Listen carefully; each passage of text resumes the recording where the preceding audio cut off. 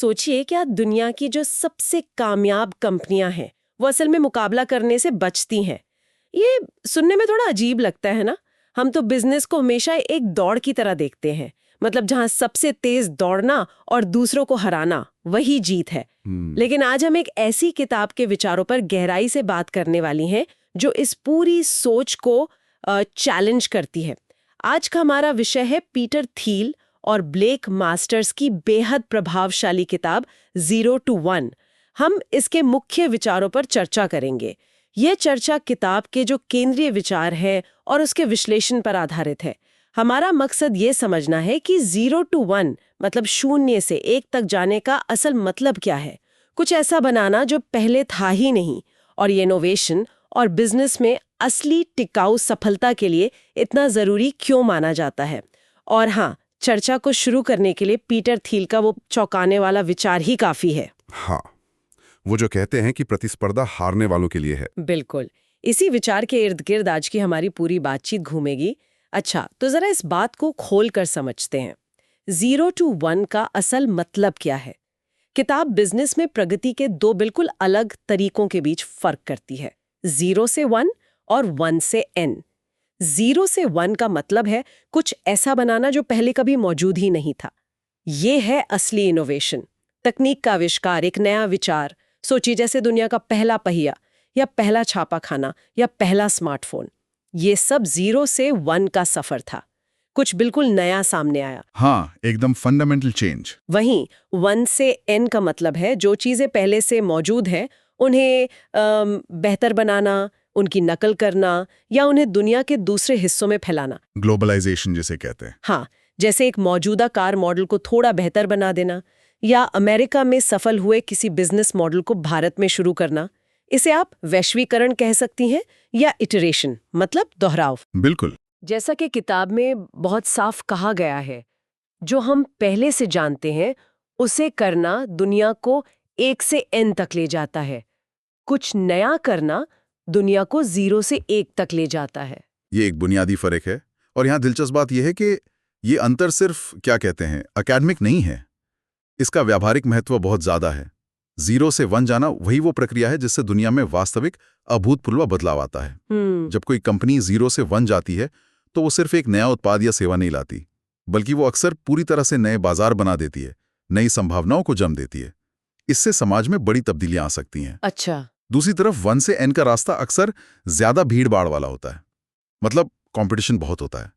जब बहुत सारी कंपनियां एक ही जैसी चीज कर रही होती हैं, एक ही जैसे सुधार कर रही होती हैं, तो जाहिर मुकाबला बहुत बढ़ जाता है। सही बात है। कंपनियां ग्राहकों को लुभाने के लिए कीमतें कम करने लगती हैं, मार्केटिंग पर ज्यादा खर्च करती हैं, और नतीजा ये होता है कि मुनाफा अक्सर घट जाता है। ये एक तरह की दौड़ है जिसमें जीतना मुश्किल होता जाता है। लेकिन 0 से 1 जाने वाली कंपनियां कम से कम शुरुआत में अपने लिए एक नया मैदान तैयार करती हैं, जहां उनका कोई सीधा प्रतियोगी होता ही नहीं। वो खेल के नियम खुद तय करती हैं। अच्छा, तो यहीं पर थील का वो थोड़ा विवादास्पद विचार आता है ना कि प्रतिस्पर्धा से बचना चाहिए। हाँ, वो कहते हैं कि असली सफलता प्रतिस्पर्धा में जीतने में नहीं, बल्कि प्रतिस्पर्धा से पूरी तरह बच निकलने में है। और ये होता है विशिष्टता के माध्यम से, एक अधिकार यानी मोनोपोली बनाने से। पर क्या ये थोड़ा अजीब नहीं लगता? मतलब हम तो हमेशा सुनते हैं कि कंपटीशन अच्छी चीज है, ग्राहकों के लिए फायदेमंद है। हाँ, क्योंकि कीमतें कम होती हैं। हाँ, और क्वालिटी सुधरती है।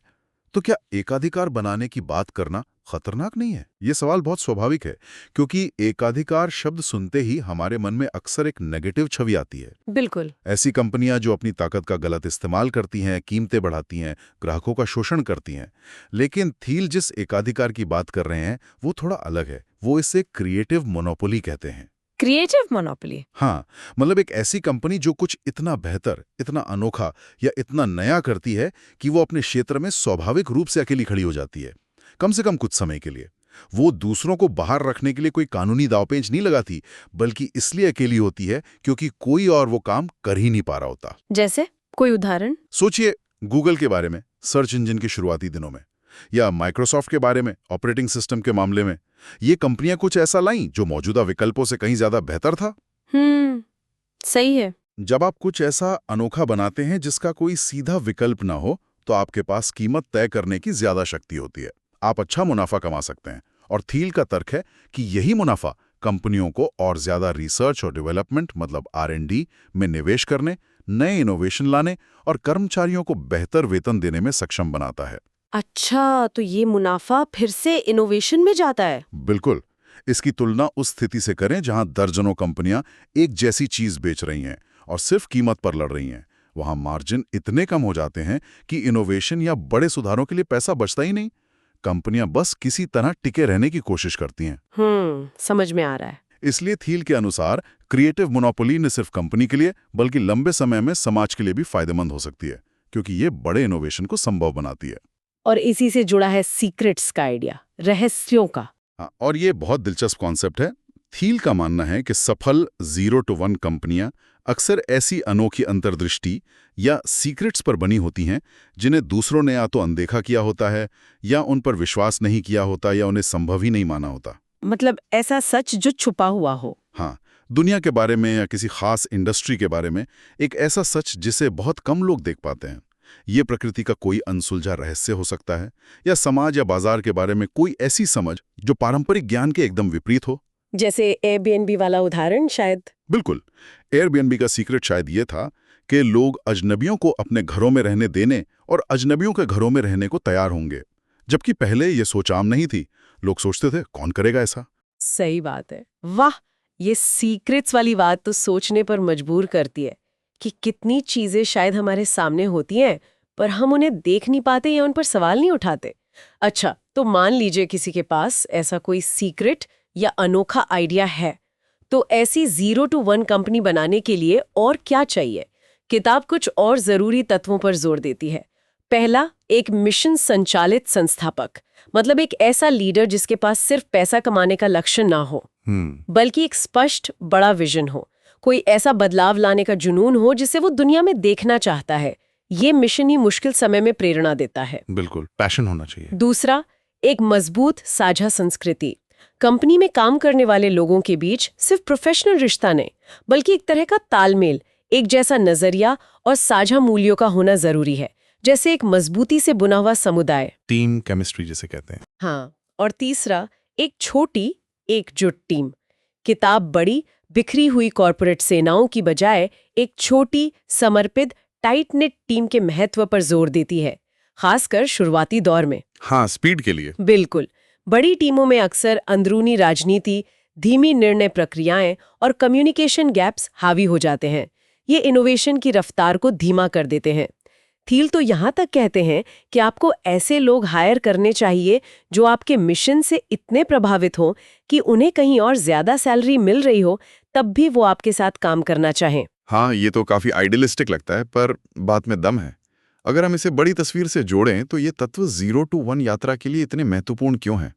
सोचिए, जब आप कुछ बिल्कुल नया बनाने की कोशिश कर रहे होते हैं तो आपके पास कोई नक्शा नहीं होता, सही, रास्ता साफ नहीं होता, चुनौतियां अनजानी होती हैं और असफलता का खतरा बहुत ज्यादा होता है। आपको अज्ञात क्षेत्र में नेविगेट करना होता है। ऐसी यात्रा के लिए जबरदस्त फोकस, असाधारण लचीलापन मतलब रेजिलियंस और अटूट विश्वास की जरूरत होती है। हाँ, ये तो है। यहीं पर ये तत्व काम आते हैं। एक मिशन संचालित संस्थापक वो दिशा और प्रेरणा देता है, वो विजन सामने रखता है जिसके लिए टीम मुश्किलों का सामना करने को तैयार होती है। एक मजबूत साझा संस्कृति टीम को आपस में जोड़े रखती है, विश्वास पैदा करती है और मुश्किल समय में भी साझा लक्ष्यों की ओर प्रेरित करती है। हाँ, ट्रस्ट बहुत जरूरी है। बिल्कुल। जब लोग एक दूसरे पर और मिशन पर भरोसा करते हैं तो वो ज्यादा जोखिम उठाने और रचनात्मक होने को तैयार होते हैं। और एक छोटी एकजुट टीम वो तेजी से फैसले ले सकती है, नई जानकारी के आधार पर जल्दी से दिशा बदल सकती है, जिसे पिवट करना कहते हैं। हाँ, पिवट करना। और बदलती परिस्थितियों के अनुसार आसानी से ढल सकती है। बड़ी कंपनियों की नौकरशाही इसमें बाधा डालती है। ये सब मिलकर उस अनोखे विजन को, उस सीक्रेट को हकीकत बनाने में मदद करते हैं। ये महज अच्छे विचार नहीं, बल्कि 0 से 1 जाने के लिए जरूरी औजार हैं। किताब भविष्य की सोच और विजन पर भी बहुत जोर देती है ना? हाँ, ये उद्यमियों को सिर्फ मौजूदा ट्रेंड्स का पीछा करने वाला अनुयायी बनने के बजाय दूरदर्शी बनने के लिए प्रोत्साहित करती है। मतलब सिर्फ ये ना देखें कि आज क्या चल रहा है, आज कौन सी टेक्नोलॉजी हॉट है, बल्कि ये सोचें कि भविष्य कैसा होना चाहिए और उसे बनाने में आपकी क्या भूमिका हो सकती है। एक्टिव रोल लेना। हाँ, इसमें निश्चित भविष्य यानी डेफिनेट फ्यूचर में विश्वास करने का विचार भी शामिल है। थील 2 तरह के नजरिए की बात करते हैं, निश्चित आशावाद यानी डेफिनेट ऑप्टिमिज्म और अनिश्चित आशावाद यानी इनडेफिनेट ऑप्टिमिज्म। अच्छा, ये क्या है? अनिश्चित आशावाद ये मानता है कि भविष्य बेहतर तो होगा, लेकिन कैसे ये पता नहीं, इसलिए बस प्रक्रिया पर ध्यान दो, पोर्टफोलियो बनाओ, ज्यादा तैयारी मत करो। मतलब बस उम्मीद रखो? हाँ, एक तरह से। जबकि निश्चित आशावाद मानता है कि भविष्य बेहतर बनाया जा सकता है और हमें उसे बनाने के लिए एक ठोस योजना बनानी चाहिए और उस पर काम करना चाहिए। थील निश्चित आशावाद के पक्षधर हैं। उनका मानना है कि महान कंपनियां संयोग से नहीं बनती, उन्हें सोच समझकर एक विजन के साथ बनाया जाता है। तो ये एक महत्वपूर्ण सवाल उठाता है, इसका व्यावहारिक मतलब क्या है? रोजमर्रा के बिजनेस निर्णयों में ये सोच कैसे लागू होती है? इसका मतलब है कि सिर्फ बाजार के मौजूदा रुझानों या प्रतिद्वंदियों के कामों पर प्रतिक्रिया देना काफी नहीं है। वो तो 1 से N वाली सोच हो गई। 0 से 7 जाने वाले असली इनोवेटर्स एक अद्वितीय अंतर्दृष्टि, एक सीक्रेट के आधार पर सक्रिय रूप से भविष्य को आकार देने की कोशिश करते हैं। वो सिर्फ भविष्य का अनुमान नहीं लगाते, वो उसे बनाते हैं, एक तरह से भविष्य को डिजाइन करते हैं। हाँ, बिल्कुल। ये फिर से सीक्रेट्स खोजने के विचार से गहराई से जुड़ता है। आपके पास भविष्य कैसा हो सकता है, इस बारे में एक अनोखा, मजबूत दृष्टिकोण होना चाहिए। एक ऐसा सच जिसे दूसरे अभी तक नहीं देख पाए हैं या मानने को तैयार नहीं हैं, और फिर उस दृष्टिकोण को वास्तविकता बनाने के लिए पूरी लगन से काम करना। ये सिर्फ कल्पना करना नहीं, बल्कि निर्माण करना है। इसके लिए तो लॉन्ग टर्म थिंकिंग चाहिए होगी। हाँ, बहुत ज्यादा। और इसकी जरूरत होती है, जो आज की तिमाही दर तिमाही नतीजों वाली दुनिया में दुर्लभ होती जा रही है। ये एक तरह से भविष्य पर दांव लगाना है, लेकिन एक सोचे समझे विजन के आधार पर। किताब में एक और दिलचस्प सिद्धांत है जिसके बारे में बात करनी चाहिए, द पावर लॉ। हाँ, पावर लॉ। इसका मूल विचार ये है कि कुछ चीजों का प्रभाव बाकी सब चीजों के मिले जुले प्रभाव से कहीं ज्यादा होता है। इसे अक्सर 80-20 नियम के एक्सट्रीम रूप की तरह देखा जाता है। बिल्कुल। वेंचर कैपिटल मतलब वीसी की दुनिया में ये बहुत साफ दिखता है, जहां एक फंड के कुछ गिने चुने निवेश, शायद 1 या 2 ही, उसके सारे मुनाफे के लिए जिम्मेदार होते हैं। अच्छा। और बाकी सभी असफल या औसक निवेशों के नुकसान की भरपाई कर देते हैं। अच्छा। एक अकेला गूगल या फेसबुक जैसा निवेश हजारों छोटे निवेशों से ज्यादा मूल्यवान साबित हो सकता है। तो उद्यमियों और कंपनियों के लिए इसका क्या मतलब है? क्या उन्हें सिर्फ बड़े जोखिम भरे आइडियाज पर ही काम करना चाहिए? ये तो बहुत डरावना लगता है। हाँ, ये विचार पारंपरिक सोच को चुनौती देता है। देखिए, पावर लॉ का मतलब ये नहीं है कि छोटे सुधार बेकार हैं, लेकिन ये इस बात पर जोर देता है कि असाधारण सफलता अक्सर कुछ गिने चुने बड़े अवसरों से ही मिलती है। इसलिए संसाधनों को कहाँ लगाना है, ये तय करते समय उन विचारों या परियोजनाओं को प्राथमिकता देना ज्यादा जरूरी हो सकता है जिनमें बड़े पैमाने पर अभूतपूर्व सफलता की क्षमता हो। मतलब 10x या 100x सुधार लाने की क्षमता, न कि सिर्फ 10% सुधार की। अच्छा। ये मानसिकता पारंपरिक रिस्क मैनेजमेंट से अलग है, जो अक्सर जोखिम को फैलाने, मतलब डाइवर्सिफिकेशन, और छोटे निश्चित लाभ पर ध्यान केंद्रित करने की सलाह देती है। हाँ, डाइवर्सिफाई करने को कहते हैं। पावर लॉ कहता है कि इनोवेशन और वेंचर कैपिटल की दुनिया में विविधीकरण उतना कारगर नहीं हो सकता। आपको सबसे अच्छे अवसर की पहचान करनी होगी और उस पर बड़ा दाव लगाना होगा। बड़ा दाव। ये जरूर जोखिम भरा है, लेकिन थील का तर्क है कि सबसे बड़ा जोखिम शायद ये है कि आप किसी ऐसे बड़े अवसर पर दाव ही ना लगाएं जिसमें वास्तव में 0 से 1 जाने की क्षमता हो। ये हमें याद दिलाता है कि इनोवेशन की दुनिया में कुछ गिने चुने विजेता ही ज्यादातर मूल्य पैदा करते हैं। इसलिए उन बड़े अवसरों की पहचान करना और उन पर पूरी ताकत और फोकस के साथ काम करना महत्वपूर्ण है। तो कुल मिलाकर बात यह है कि ये किताब सिर्फ स्टार्टअप कैसे शुरू करें, इसकी कोई तकनीकी गाइड नहीं है। नहीं, बिल्कुल नहीं। जैसा कि किताब के विश्लेषण में भी कहा गया है, 0 to 1 असल में सोचने के तरीके में एक बुनियादी बदलाव लाने का आह्वान है। ये हमें प्रतिस्पर्धा की अंधी दौड़ से बाहर निकलकर कुछ मौलिक, कुछ नया, कुछ सार्थक बनाने की प्रेरणा देती है। ये यथास्थिति पर सवाल उठाने और चीजों को अलग ढंग से देखने का नजरिया देती है। बिल्कुल। ये किताब कुछ बहुत ही बुनियादी और गहरे सवाल उठाती हैं, जो सिर्फ उद्यमियों के लिए ही नहीं बल्कि हम सबके लिए सोचने लायक हैं। जैसे, कौन सी मूल्यवान कंपनी है जिसे कोई नहीं बना रहा है? ये सवाल हमें उन ज़रूरतों और अवसरों के बारे में सोचने पर मजबूर करता है जिन्हें अनदेखा किया जा रहा है, या फिर मैं किस ऐसे महत्वपूर्ण सच में विश्वास करता हूं जिसे बहुत कम लोग मानते हैं। अपना सीक्रेट क्या है? हाँ, ये सवाल हमें अपनी सबसे गहरी मान्यताओं, अपने सीक्रेट्स को पहचानने और उन पर टिके रहने की हिम्मत देता है। ये सवाल वाकई सोचने पर मजबूर करते हैं। हाँ, ये हमें अपनी रोजमर्रा की धारणाओं पर पुनर्विचार करने और दुनिया को एक नए नजरिए से देखने के लिए मजबूर करते हैं। अंततः संदेश यही है कि भविष्य उनका है जो सिर्फ मौजूदा चीजों में भाग नहीं लेते, मौजूदा नियमों के अनुसार नहीं खेलते, बल्कि कुछ नया बनाने का साहस करते हैं, नए नियम गढ़ते हैं। भविष्य रचनाकारों का है, ना कि नकल करने वालों का। तो इस पूरी बातचीत का सार यही निकलता है, 0 to 1 वास्तव में कुछ अभूतपूर्व रूप से नया बनाने, मतलब इनोवेशन। हाँ, मौजूदा भीड़ भरी प्रतिस्पर्धा से बचने, मतलब कंपटीशन अवॉइड करने, बिल्कुल। और नकल करने के बजाय अपनी विशिष्टता के माध्यम से स्थायी मूल्य बनाने की मानसिकता के बारे में है। Creating lasting value. ये वर्तमान की नकल करने या उसे थोड़ा बेहतर बनाने के बजाय सक्रिय रूप से भविष्य का निर्माण करने पर जोर देता है। जैसा कि स्रोत में इसे खूबसूरती से कहा गया है, ये किताब अलग तरह से सोचने और भविष्य का निर्माण करने में एक मास्टर क्लास है, न कि केवल उसमें भाग लेने में। और ये जानना महत्वपूर्ण है कि इन विचारों का महत्व सिर्फ सिलिकॉन वैली या टेक स्टार्टअप्स तक ही सीमित नहीं है। हाँ, ये बात जरूरी है। यह सोच किसी भी क्षेत्र में इनोवेशन की तलाश करने वाले किसी भी व्यक्ति के लिए प्रासंगिक है, चाहे वो विज्ञान हो, कला हो, शिक्षा हो, सामाजिक उद्यम हो, या यहाँ तक कि व्यक्तिगत जीवन में कुछ नया करने की कोशिश हो। हर जगह 0 से 1 जाने की संभावना मौजूद है। सही। ये ज्ञान हमें अपने आसपास की समस्याओं को नए तरीकों से देखने, स्थापित नियमों और प्रक्रियाओं पर सवाल उठाने और यथास्थिति को चुनौती देने में मदद कर सकता है।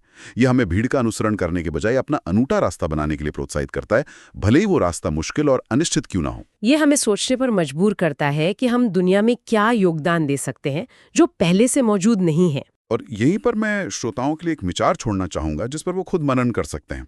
अपने आसपास की दुनिया को देखें, आपका काम, आपका समुदाय, आपकी रुचियां। क्या कोई ऐसी निर्विरोध धारणा, कोई ऐसा सच है जिस पर लगभग सभी सहमत है, लेकिन जिस पर आप अंदर ही अंदर सवाल उठाते हैं? क्या कोई ऐसा स्थापित तरीका है जिसे सब अपनाते हैं, लेकिन आपको लगता है कि उसे कहीं बेहतर या पूरी तरह से अलग ढंग से किया जा सकता है? कौन सा ऐसा 0 to 1 बदलाव हो सकता है, चाहे वो कितना भी छोटा या बड़ा क्यों ना हो, जिसे दूसरे लोग अनदेखा कर रहे हैं या असंभव मान रहे हैं? सोचने वाली बात है। हाँ, शायद अगला बड़ा आइडिया, अगली बड़ी खोज किसी ऐसे ही सवाल से शुरू होती है जिसे पूछने की हिम्मत कम ही लोग करते हैं।